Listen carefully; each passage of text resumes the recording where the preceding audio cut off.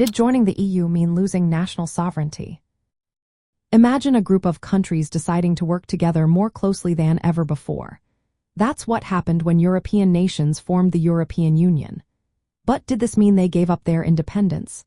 Not exactly. When countries join the European Union, they agree to share some decision-making power with the Union's institutions. This isn't a full surrender of sovereignty, but a pooling of it in areas like trade, competition, and security.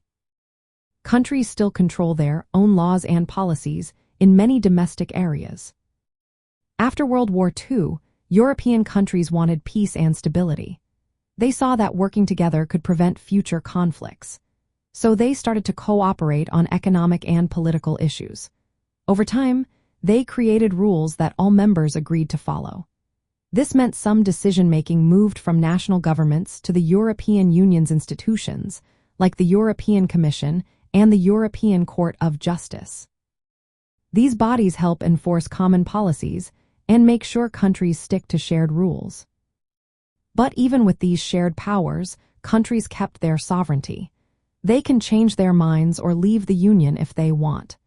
The United Kingdom's decision to leave the European Union, called Brexit, is a clear example. The treaties that created the Union say countries have the right to exit if they choose. So, joining the European Union doesn't erase a country's independence. It's more like sharing some control to gain benefits like peace, economic growth, and influence on the world stage. The idea of sovereignty itself has changed over time. Traditionally, sovereignty meant absolute control within a country's borders. Now, in the European Union, sovereignty is more flexible. Countries exercise it together in some areas, while keeping full control in others. Some argue that this creates a new kind of sovereignty that is shared and strategic, especially in areas like defense and climate change. Others see it as a way to adapt to a world where countries depend on each other more than ever. In modern European history, the European Union is seen as a way for countries to balance their independence with the benefits of working together.